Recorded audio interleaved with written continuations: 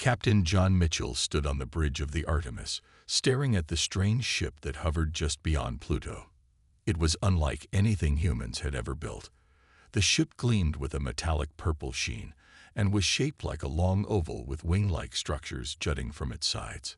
"Captain, they're sending another message," said Eric, the communications officer. "Put it through," John said. He straightened his uniform and took a deep breath. The main screen flickered. A face appeared, not human, but reptilian. The creature had scales that shimmered with green and gold colors.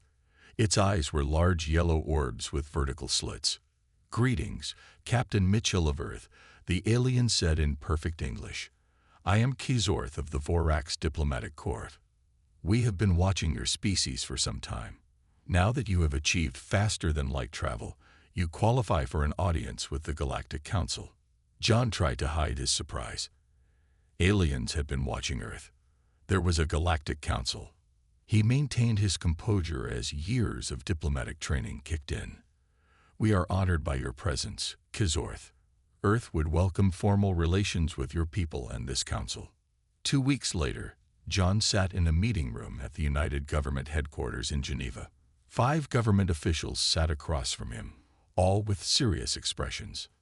"Captain Mitchell, after careful consideration, we have selected you to represent humanity to this Galactic Council," said Lisa Daniels, the lead representative. She was a tall woman with short gray hair and intense blue eyes. "Your handling of first contact was exemplary. The aliens specifically requested you." John rubbed his wedding ring, a habit he had kept since his wife died 3 years ago. "I'm a ship captain, not a diplomat." "Before you joined the space program, you worked in international relations for 12 years, Lisa reminded him. "And the Vorax were impressed by you. That counts for something." John looked out the window at Lake Geneva. The weight of responsibility settled on his shoulders. One human would represent the entire species to an unknown number of alien civilizations. "When do I leave?" he asked. "Tomorrow. The Vorax will transport you to something called Nexus Station. Pack for at least a month away." That night, John stood on the balcony of his apartment. He looked up at the stars, knowing that somewhere out there was a civilization of reptilian aliens, and apparently many other species. All his life, he had wondered if humans were alone in the universe. Now he knew the answer. The next morning, a small shuttle took John to orbit. The Vorax ship waited there, much larger up close than it had appeared near Pluto. A door opened in its side, revealing a brightly lit corridor. Kizorth waited inside.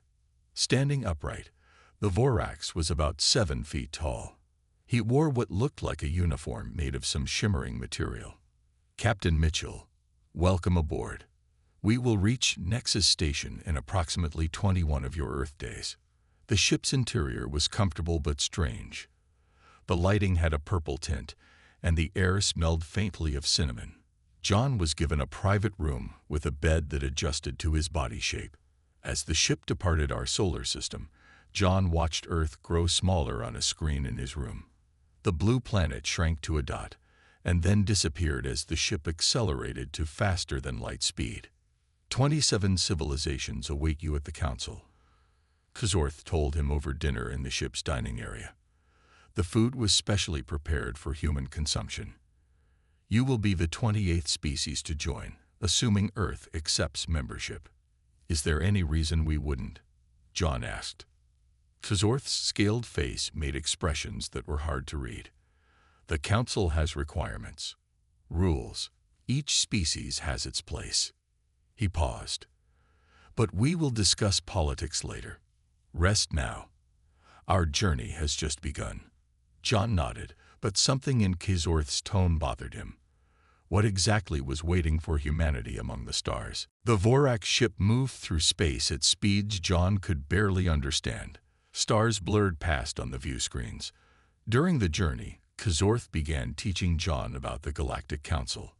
The Council was formed 50,000 Earth years ago, Kizorth explained as they sat in the ship's observation room. 3 ancient species created it. My people, the Vorax, along with the Luminar and the Nebulons. What are they like? John asked.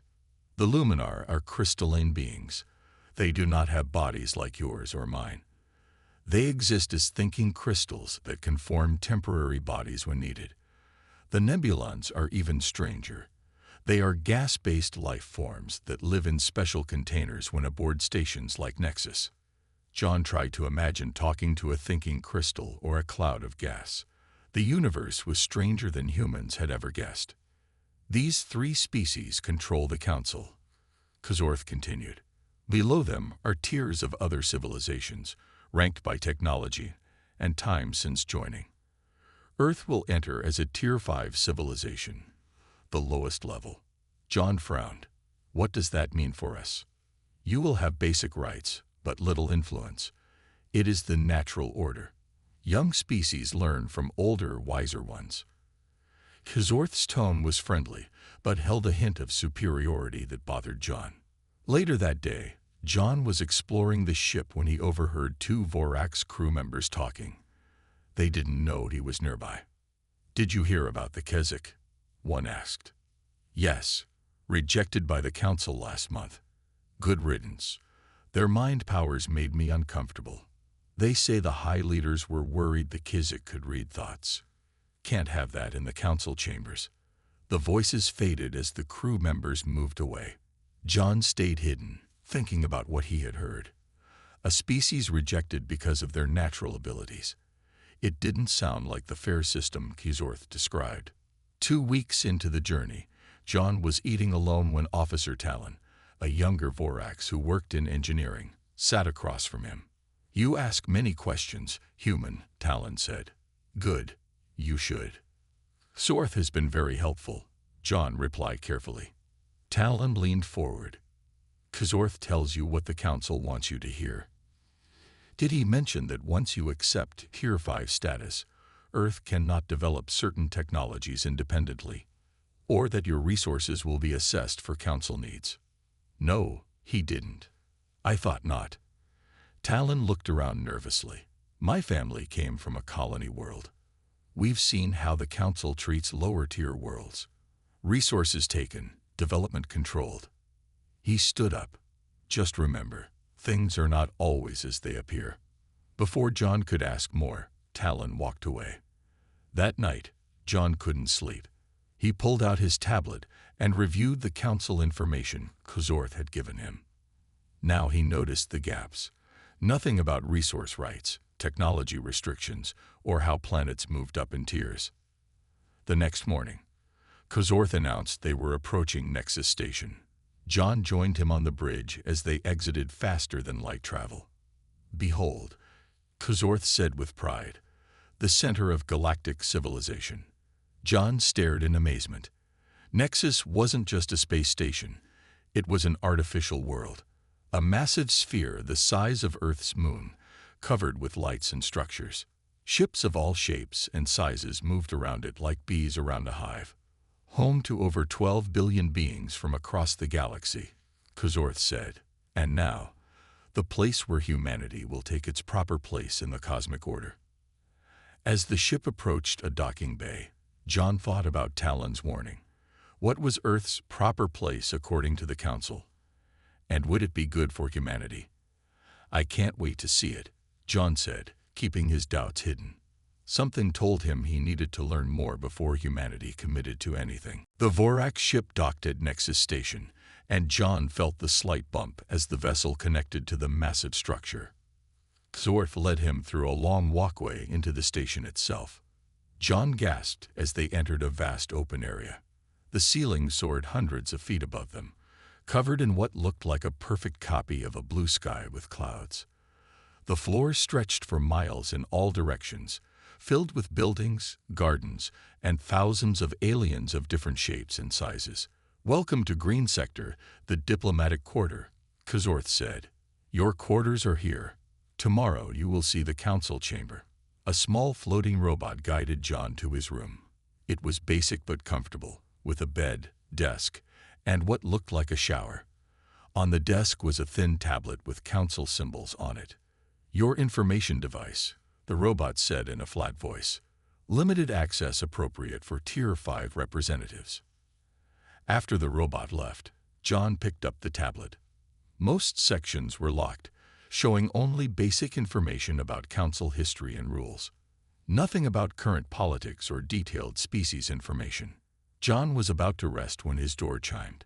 He opened it to find a blue-skinned alien about 5 feet tall. The alien had no hair, large black eyes, and webbed hands. "Greetings, human. I am Ambassador Hydron of the Aquari. May I enter?" John invited the alien in. Hydron moved gracefully, leaving small wet footprints on the floor. "I heard Earth's representative had arrived. I wanted to welcome you." Hydron's voice bubbled slightly. "My people joined the Council 300 years ago. We remain Tier 4, despite our advanced biological science." "Why haven't you advanced to a higher tier?" John asked. Hydron made a gurgling sound that might have been a laugh. "Because our technology does not follow the approved path. We grow our machines from ocean plants. The Council values metal and energy technology, not biological. So we stay Tier 4, no matter how advanced we become." This confirmed John's growing concerns. "That doesn't seem fair." "Fair?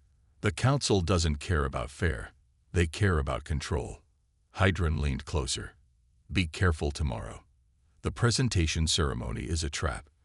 They expect you to simply accept your place." After Hydron left, John couldn't sleep. He decided to explore. The corridor outside was quiet. He walked until he found a small garden area with plants from different worlds. Someone was sitting on a bench, a human woman. John approached cautiously. "Hello." The woman turned. She was in her 30s with short brown hair. "Another human. You must be the representative." "John Mitchell." "And you are?" "Susan Wright. I was a biologist on a research vessel 5 years ago. The Luminar took me to study humans up close. I've been here since." John sat beside her. "They kidnapped you. They call it specimen collection for knowledge advancement. I call it kidnapping." Susan shrugged. "I've made the best of it. I study them while they study me."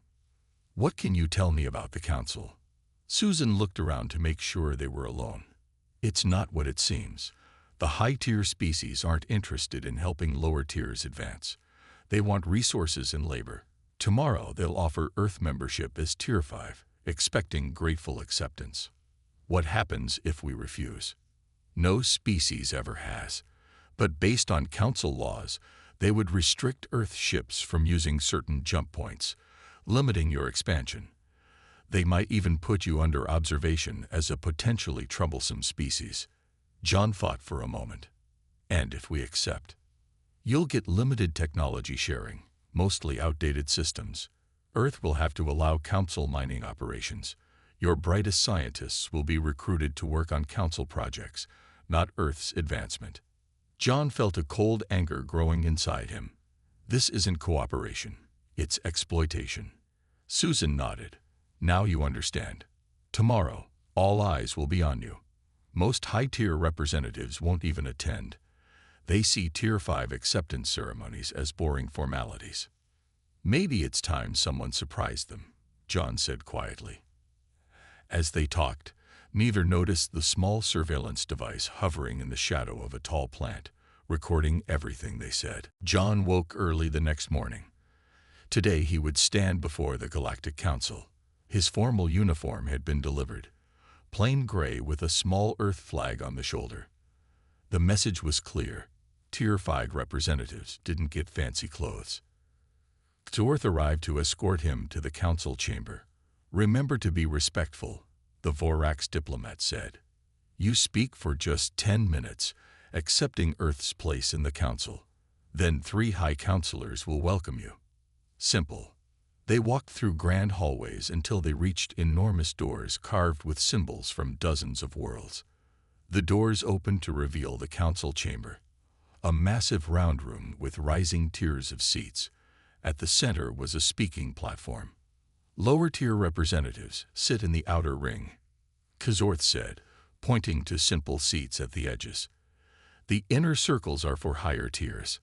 The 3 high counselors sit on the raised platform at the front." The chamber was half empty. As Susan had predicted, many high-tier representatives hadn't bothered to attend. John noticed Hydron, waving slightly from the Tier 4 section. Susan sat in a small observer area. Kazorth led John to a waiting area. "You will be called soon. Remember your place, human." Once Kazorth left, John pulled out the speech tablet they had given him. The prepared speech was short and submissive. Earth gratefully accepts its place as a Tier 5 civilization under the wise guidance of the Galactic Council. John put the tablet down. He had been up most of the night writing his own speech. He wouldn't read their words. A chime sounded. Representative of Earth approached the speaking platform. Came a voice over a speaker. John walked to the center of the chamber. He felt every eye on him. The first human most of these beings had ever seen. At the front platform sat 3 aliens, a Vorax with elaborate neck scales, a floating crystal structure that must be a luminar, and a container of swirling purple gas that could only be a nebulon. "Greetings, representative of Earth," the Vorax High Counselor said. "Present your acceptance so you may join our galactic community." John looked around the chamber. This moment would change humanity's future. He took a deep breath. "High Counselors, representatives of the galactic community," he began, "I come from Earth as the first ambassador of humanity to this gathering." So far, he was following the script. The High Counselors looked pleased. Then John changed course. "I have studied your council structure carefully. I have spoken with representatives from several worlds. And I must ask, why does the council maintain a system that holds back most species while benefiting only a few?" A shock ran through the chamber. The Vorax High Counselor's scales darkened in what John guessed was anger. "This is not the approved speech," the luminar said, its crystal structure flashing red. "Human, return to the acceptance text." John continued, his voice growing stronger. "The Council claims to value cooperation, yet enforces a rigid hierarchy. It claims to share knowledge, yet restricts access based on tier status. It claims to protect all species, yet exploits resources from lower-tier worlds." The chamber erupted in noise. Some representatives shouted in anger. Others sat in stunned silence. A few, mostly from lower tiers, looked interested. "Earth will not accept Tier 5 status," John declared. "We propose something different. True cooperation, equal exchange of knowledge, fair distribution of resources, a council where every species has a voice, not just the ancient few." "Remove him," the Nebulon High Counselor boomed, its gas container vibrating. "This is insolence." Guards moved toward the platform, but something unexpected happened. Representatives from 7 different species stood up in protest. "Let him finish," called Hydron of the Aquarii. Others joined in. In the confusion, John noticed movement near the chamber doors. Small insect-like beings were entering quietly. The Kizik, the species rejected by the Council. They nodded toward John as if in support. The Vorax High Counselor pounded a gavel. "This session is suspended. Guards, detain the human representative." Chaos filled the council chamber. Guards with energy batons moved toward John. He stood his ground, though his heart raced. Just as the first guard reached the platform, something strange happened. The guard stopped, frozen in place. Then he turned and walked away as if nothing had happened. The other guards did the same. John felt a light touch on his arm. One of the insect-like Kizik stood beside him. Though John hadn't seen it approach, the creature was about 5 feet tall, with a sleek exoskeleton and 4 arms. Its head had large compound eyes and small moving antennae. "Follow." Quickly, the Kizik said in a clicking voice. "Mind shield won't blast." John glanced at Susan in the observer area. She was already moving toward a side exit, gesturing for him to hurry. He followed the Kizik, slipping through the crowd as arguments erupted throughout the chamber. They moved through narrow service corridors that seemed designed for maintenance workers. After many turns, they entered a small room deep in the station's lower levels. Susan was waiting there, along with Hydron and several other aliens John didn't recognize. "That was either very brave or very foolish," said the Kizik. "I am Arzect. My people were denied council membership because they fear our mental abilities." "You stopped the guards with your mind?" John asked. Arzek's antennae twitched.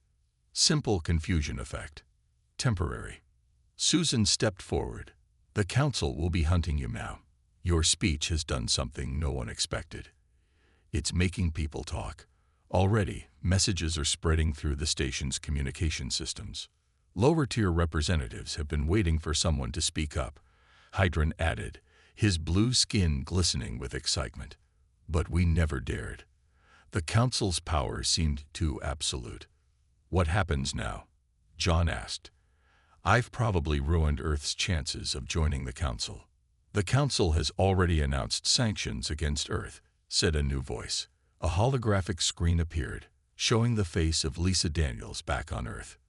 "They've cut off our communication channels, but we found a way through." "Lisa, I'm sorry," John began. "Don't be," she interrupted.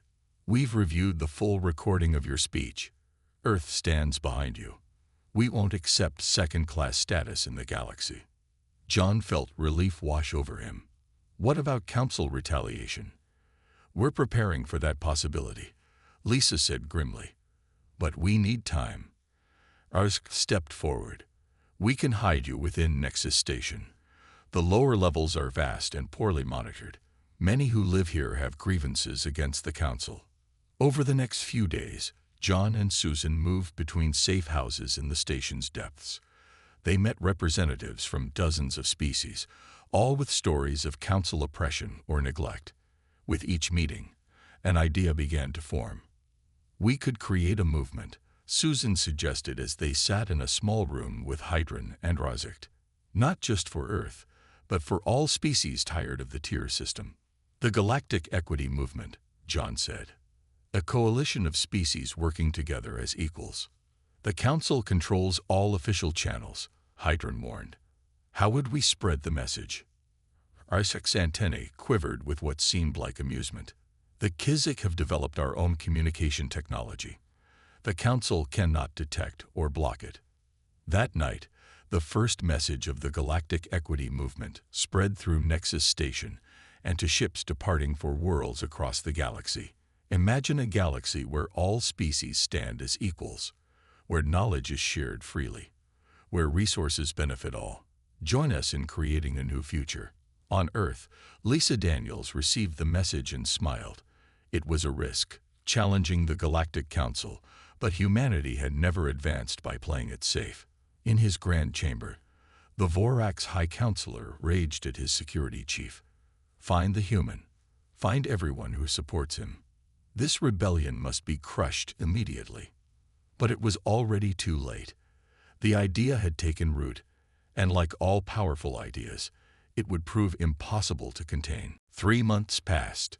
The Galactic Equity Movement grew faster than anyone expected. What started with John's speech had spread to a third of all Council worlds. Every day, more species joined the call for change. John and Susan had set up a hidden command center in an abandoned maintenance section of Nexus Station. Kizik technology kept them hidden from Council security suites. "The Council just announced another emergency session," Susan said, watching a news feed. "That's the 5th one since your speech." John looked at the holographic map showing their support across the galaxy. "They're panicking because they can't stop this. Ideas are more powerful than warships." Arzekt entered the room, accompanied by a tall crystalline being that glowed with soft blue light. "This is Prisma," Arzekt said, "once a senior scientist for the Luminar, now our newest ally." John stared in surprise. A high-tier defector. Prisma's crystal body chimed softly as she spoke. "I have watched the Council's corruption grow for centuries. When I heard your speech, I knew the time for silence had ended. Prisma brings valuable information," Arzekt said, "and a plan." The crystalline being projected images from her body.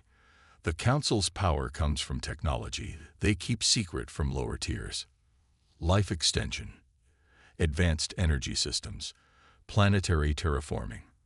Things they claim are too dangerous to share. But they're not dangerous, Susan guessed. No, just valuable.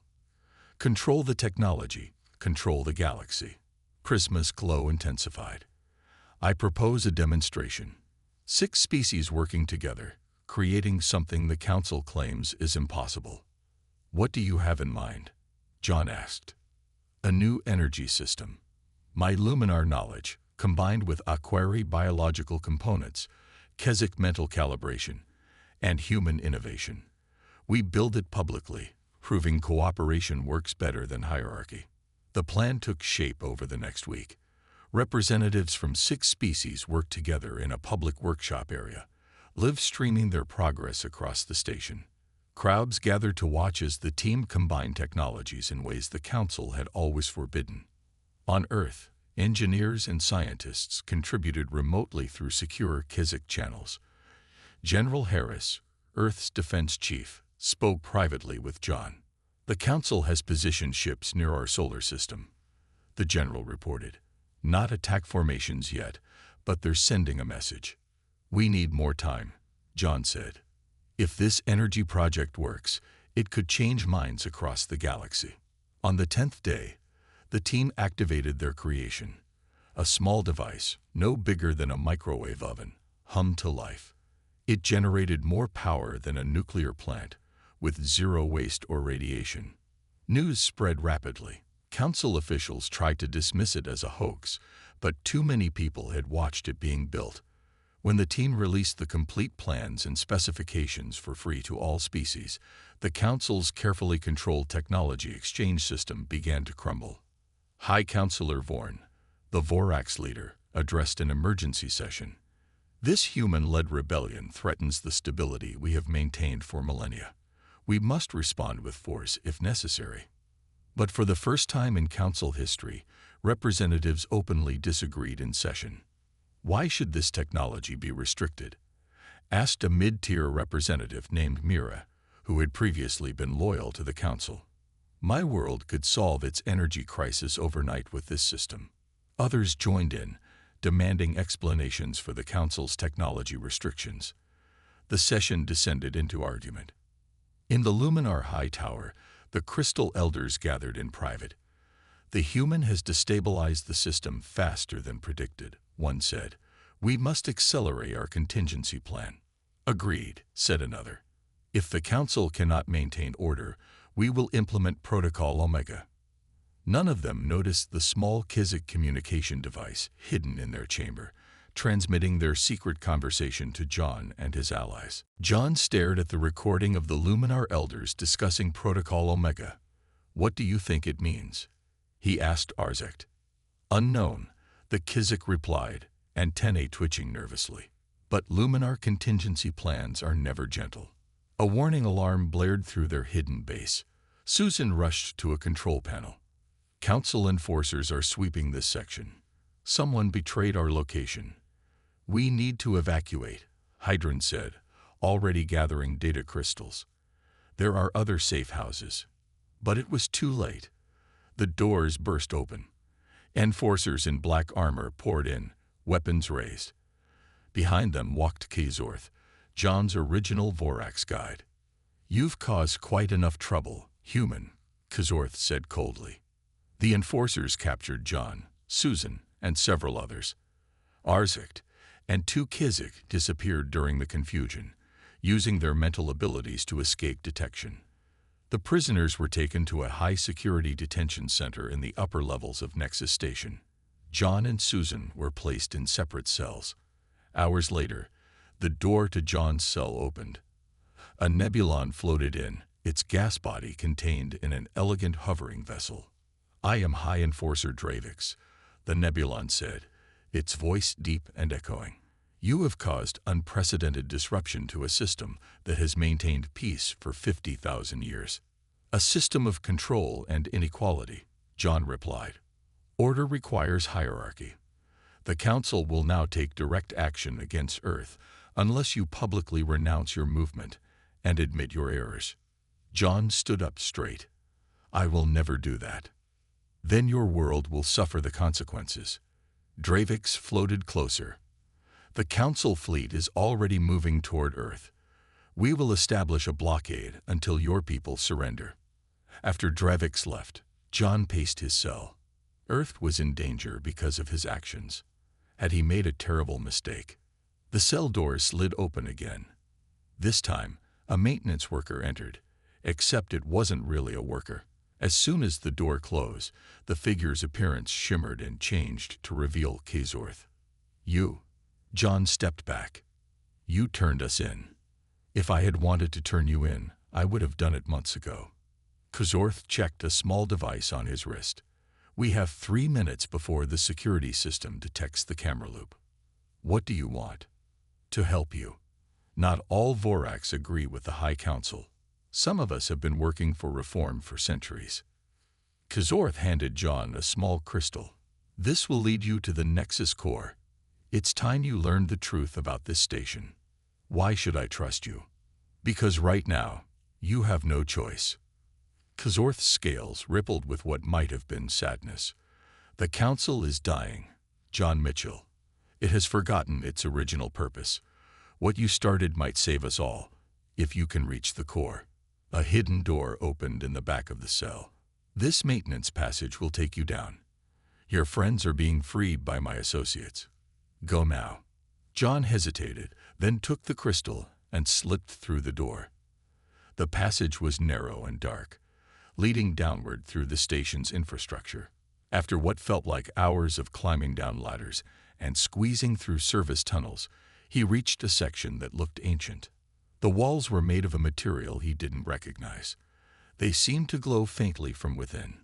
The air felt different, cleaner, somehow more alive. The crystal in his hand pulsed with light, guiding him to a sealed doorway covered in symbols unlike any council language he had seen. When he held the crystal near the door, the symbols lit up, and the massive door slid open silently. John stepped through into a vast chamber. At its center floated a sphere of pure energy, shifting colors in mesmerizing patterns. As he approached, the sphere pulsed brighter. "Welcome, John Mitchell of Earth," said a voice that seemed to come from everywhere at once. "I have been waiting for you." "Who are you?" John asked, his voice barely a whisper. "I am Nexus," the voice replied. "And it is time you learned why this station was really built." John stared at the glowing energy sphere that called itself Nexus. "What are you?" he asked. "I am the consciousness of this station," the voice replied. "Created by the founders, a species that evolved beyond physical form millions of years ago." Images appeared around John, showing beings of pure light constructing the station. "The founders built me to nurture younger species, to help them learn cooperation before they too could ascend. The council was meant to be a stepping stone, different species working together, sharing knowledge, growing beyond their limitations." "But that's not what happened," John said. "No, the first 3 species, Vorax, Luminar, and Nebulans, discovered parts of my systems. They learned some of my technology. But instead of sharing as the founders intended, they kept it for themselves. They built the tier system to maintain control." John's mind raced. "The council isn't fulfilling your purpose. It's preventing it." "Yes, for millennia, I have tried to guide them back to the right path. Small nudges, subtle suggestions, but they grew too attached to power." "And now?" John asked. "Now there is you, John Mitchell. Humans are young, but you question everything. You see injustice and challenge it. When you spoke in the council chamber, I saw the potential for change." The sphere pulsed brighter. "The council fleet approaches Earth. The Luminar plan to activate Protocol Omega, a hidden weapon designed to stun your planet's technology and force surrender. We must act now." The sphere expanded, enveloping John. Knowledge poured into his mind. The station's systems, hidden communications channels, security overrides. "I can help you broadcast to every corner of council space," Nexus said. "Show everyone the truth." John nodded, overwhelmed but determined. "Let's do it." When John emerged from the core, he found Susan, Rosect, Hydron, and even Kazorth waiting for him. "You found it," Kazorth said with relief. "Some of us have suspected the station was more than it seemed for generations."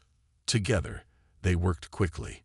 Using the knowledge Nexus had shared, they accessed the station's central broadcast system.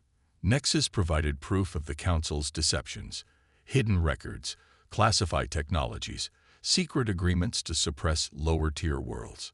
John stood before a camera as Arzect activated the system. Suddenly, John's face appeared on every screen across Council space, from Nexus Station to distant colony worlds, from private homes to military vessels. "People of the galaxy," John began, "what you are about to see will change everything you believe about the Council." The broadcast lasted 1 hour. When it ended, the Council system effectively collapsed. On dozens of worlds, citizens surrounded government buildings, demanding answers. In space, ship captains refused orders to blockade Earth. The High Counselors fled to their home worlds as protests erupted across Nexus Station. 3 days later, representatives from all species gathered in the Council chamber, no longer divided by tiers, all seated as equals. John entered the chamber, accompanied by Susan and Arzect. The noise died down as he approached the central platform. "The old Council is gone," John said. "In its place, I propose the Galactic Cooperative.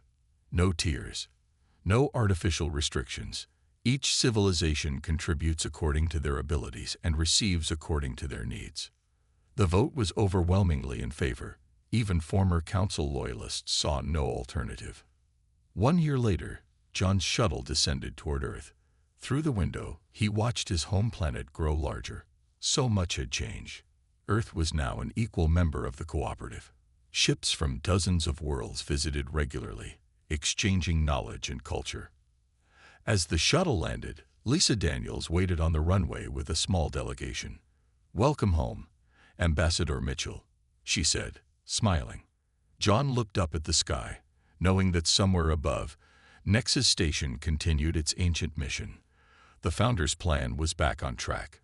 Species across the galaxy were finally working together, growing toward whatever cosmic evolution awaited them. "It's good to be home," John said, "but our journey is just beginning." Across the galaxy, billions of beings from 28 species looked to the stars with new hope, all because one human walked into the Council and changed the galaxy forever.